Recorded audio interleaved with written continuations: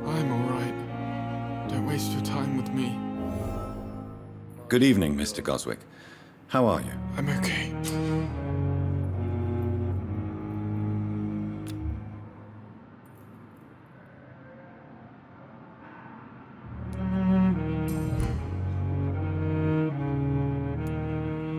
Admit it, Mortimer.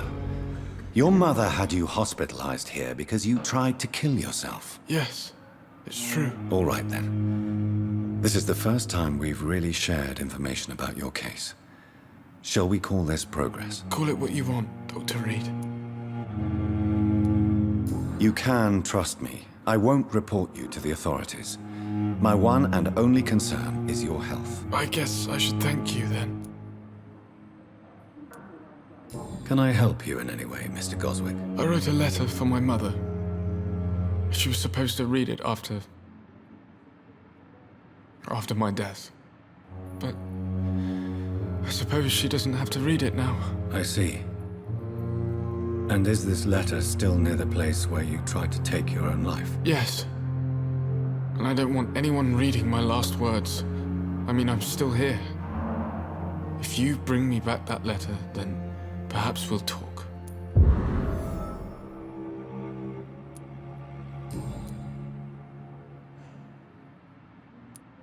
Tell me about yourself, Mr. Goswick.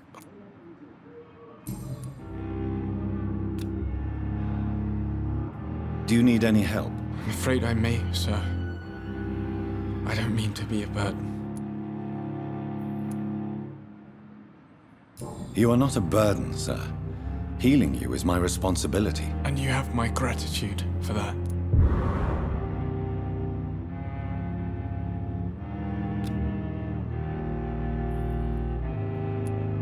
I have to go now, sir. But don't hesitate to contact me if you need any help. I'm all right. Don't waste your time with me. Good evening, Doctor. How is my son doing?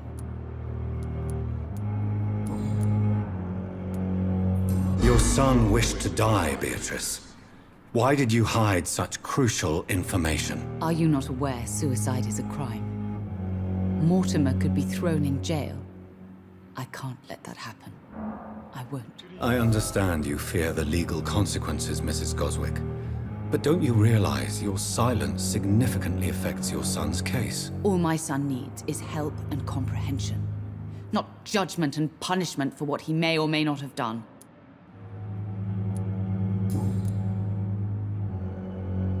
Goodbye, Mrs. Goswick.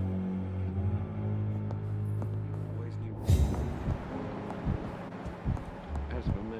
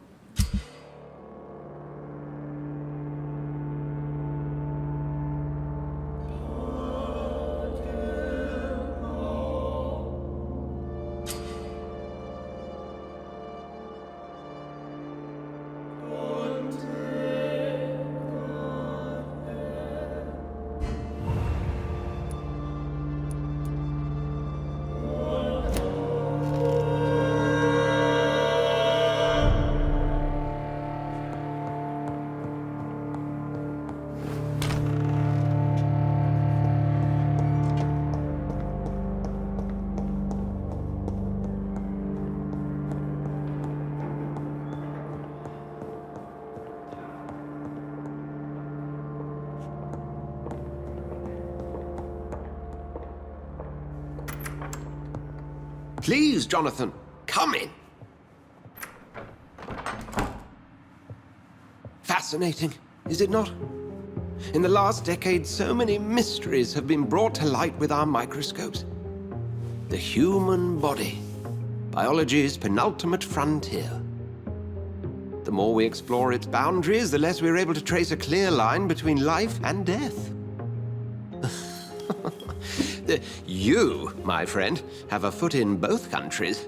The view must be vertiginous. It's at least as vertiginous as chatting about vampires with you, I would say. This must be all so new to you. This area of town, the hospital, a brand new life. How stimulating it must be.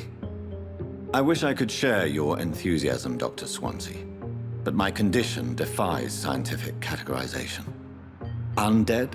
Unalive? Immortality defies logic. I cannot express my thrill at this serendipitous turn of events. The world's most eminent specialist in blood transfusions, a vampire. One might say a gift from heaven.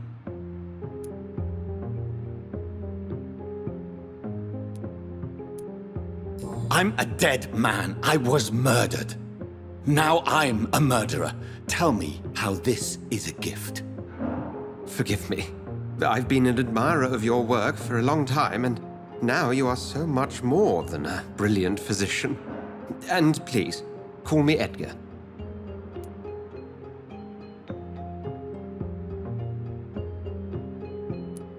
Thank you. But I'd rather you didn't speak so lightly about my condition. There is nothing I find amusing about this situation. Very well. I have a task for you, Jonathan. Something that will require all your newfound skills. Please, go on. The Pembroke only survives through the generosity of our benefactors. Unfortunately, our main donor has found herself in a bit of a bind. Now, if you could help her out... A spokesman or politician is what you need. That's not my calling. And until I come to understand what has happened to me, I require discretion. Discretion is in order, Jonathan. Lady Ashbury has recently received rather indelicate correspondence that, if revealed, would jeopardize her position. And you would like me to eradicate this threat? By the stole, of course not. I would just like you to pay her a visit. Her ladyship is certainly near the tents outside, tending the sick. You can't miss her. Look for someone impossibly delicate. Accepted. I'll see what kind of trouble Lady Ashbury is in.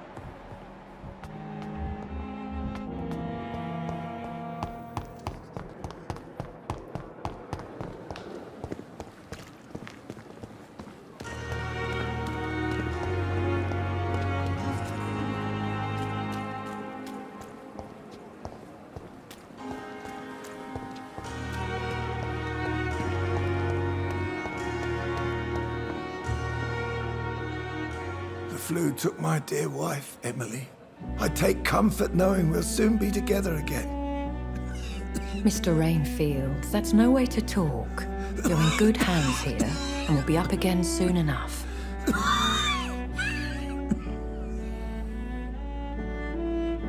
Now do me a kindness and get some sleep. I'll be back round later. Your words are kind, the blessings of an angel. You're the sweet, sweet Lady of Mercy.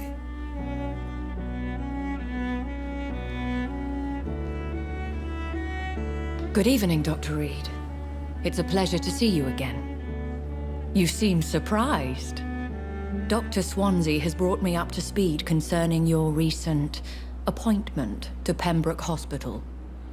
You're a the lady who saved me that night, before vanishing into thin air. I remember you from the pub with Dr. Swansea. Indeed. Allow me to introduce myself formally this time. My name is Lady Ashbury. I remember you well, in spite of the brevity of our encounter.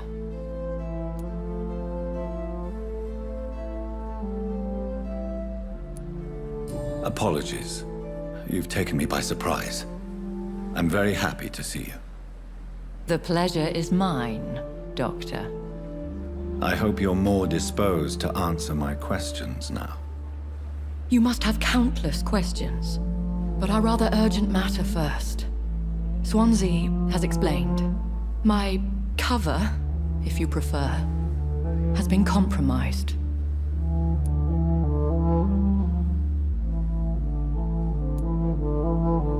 Pardon my boldness, Your Ladyship, but I have questions concerning this condition we share. As a newborn, your hunger for answers is rivaled only by your thirst for blood. But the questions need wait. I'm a scientist. My trade is in the deciphering of mysteries, and I need information to feed my mind. I will gladly answer every question you have, but first, prove yourself capable of resolving my predicament without eating the culprit. Have any of the patients given you trouble? These poor souls have so little left to live for. I do my best to ease their pain.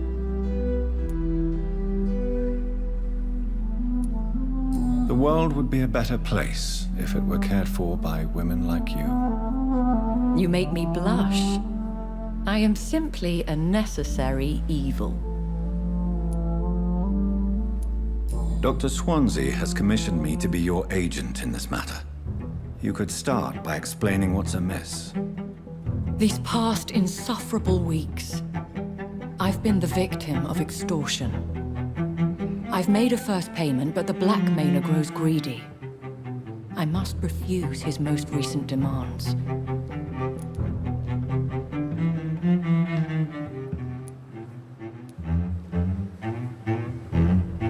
What are your expectations?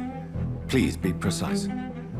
As the newly appointed surgeon of this hospital, you are in an excellent position to ask innocent questions and deftly learn the identity of my blackmailer. Who would be so foolish as to threaten you? A kindred spirit. Even if it were the case, and I highly doubt it, a vampire would have asked for something more valuable than money. My suspicions lean toward a patient or their family. If we're dealing with an ordinary criminal, surely you've the means to deal with it yourself, if I may. As immortal tradition doth dictate, all fangs and hypnotic eyes ablaze, the blood would run like a river. That's what I hope to avoid. Violence has a tendency to spiral out of control. Please continue. Every detail is essential. I'm your man. My embarrassment in this matter is eclipsed only by my shame at having put the hospital at risk. The threat from our anonymous scoundrel is clear. A list of dates. My visits coinciding with the dates of suspicious patient deaths due to massive blood loss.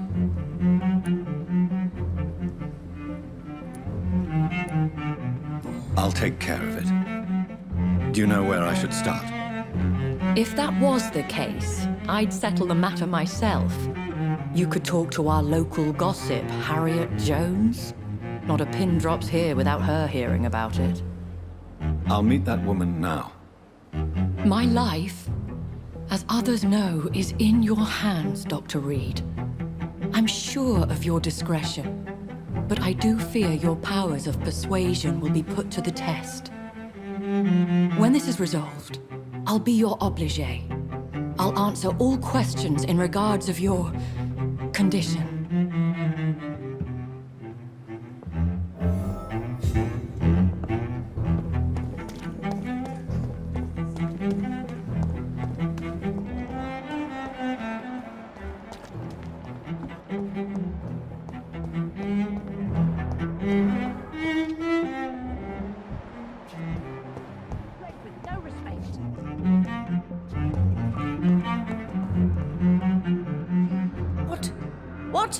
What is this?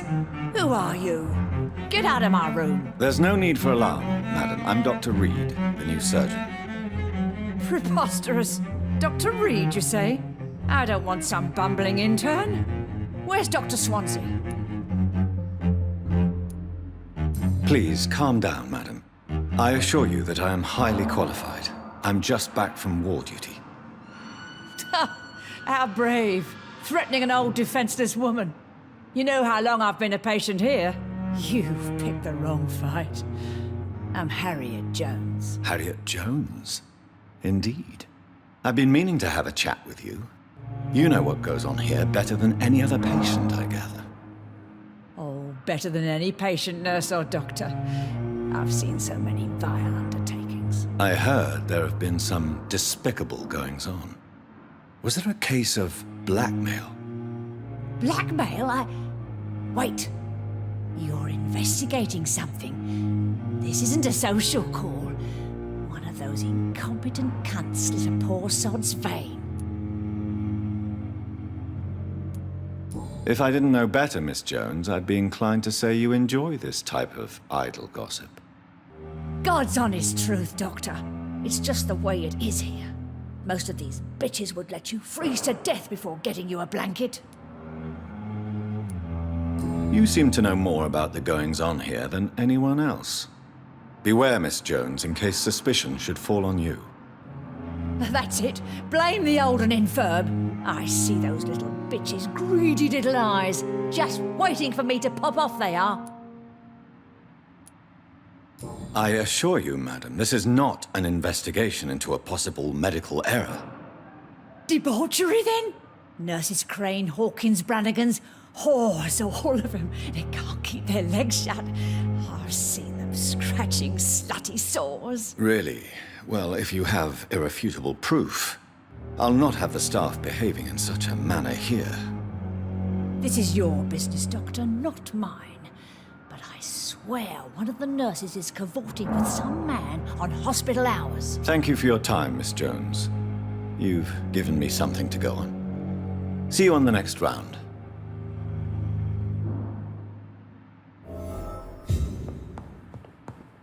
The patients and staff might know something. I'll start my investigation with them.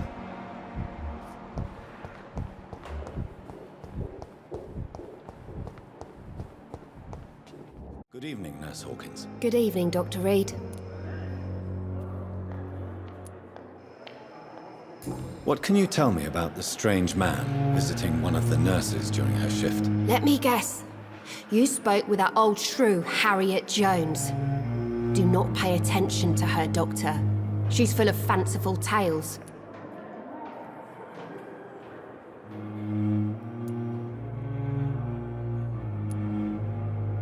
She could have been telling the truth about the mysterious man. That old witch will end up in hell soon enough.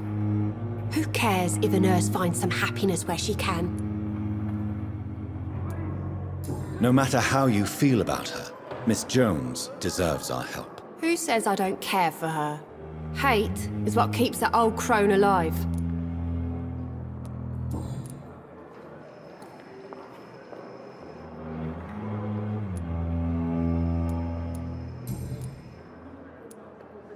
Pepper, are you sure you want to leave this hospital? To become a nurse was a little girl's dream. But in the end, I don't feel that useful.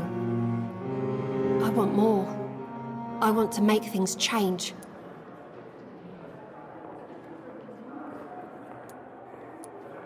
But you're doing something important here.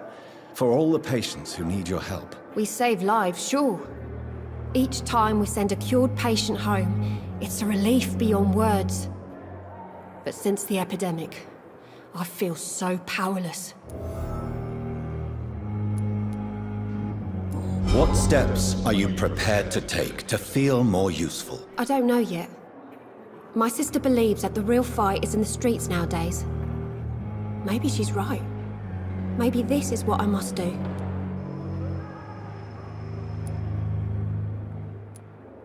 If you feel that saving lives is not useful enough, perhaps it means that you've lost faith. On the contrary, my faith has never been stronger. Maybe we are all just too proud to face up to the fact that science cannot compete with God. And what about Milton Hooks? Does he share your point of view? For Milton, any change means more comfort and more peace. I disagree.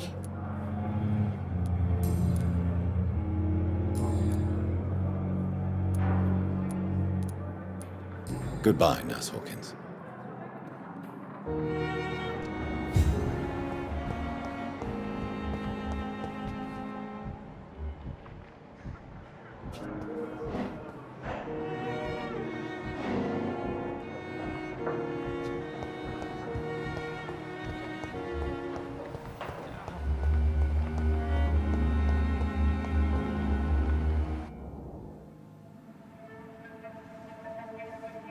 You don't mind if I search your pockets, do you, sir? You won't need any of these anyway. I'm not stealing from you, mister. I'm only redistributing your belongings to people who need them more than you. You see, no one has claimed your body, sir, so it would be such a shame to bury you with your valuables. I will not forget you, sir. And I thank you for your generous donation.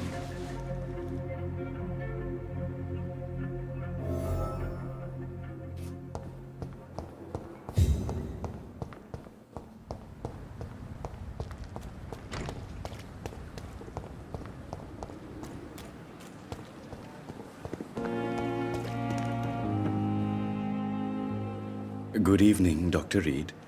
Such a pleasure to see you again.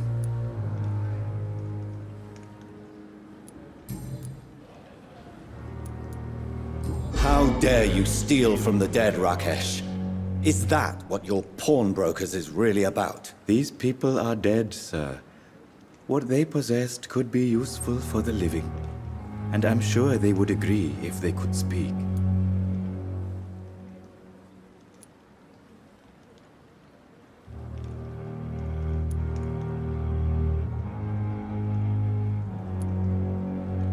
Whatever your motives, you're making money by stealing from the dead. Dr. Swansea should be informed. No offense, sir, but Dr. Swansea is one of my customers. As I told you, I like to help people, and everybody needs help from time to time. Goodbye, Mr. Chidana.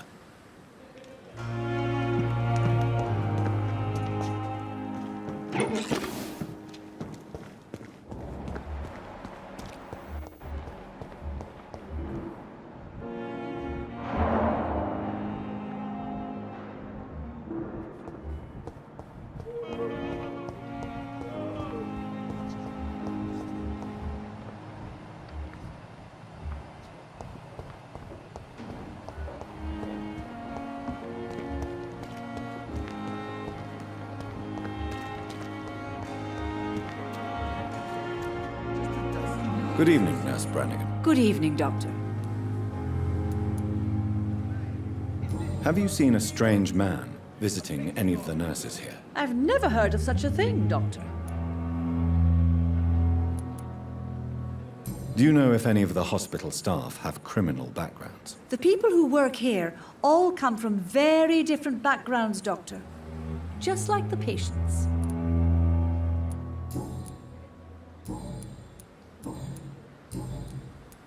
Goodbye, nurse. Call me if you need assistance. Good evening, Mr. Cox. Dr. Reed. Still working at night, I see. I like that. And why is that? People who don't sleep at night always seem more alive to me. More interesting, one way or another.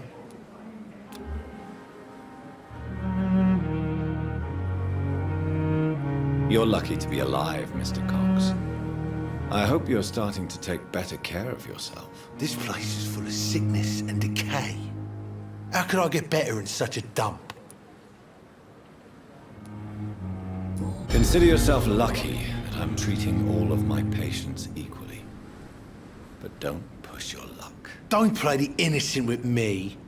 I'm sure you have good reasons to act this way. And also weaknesses that can be exploited.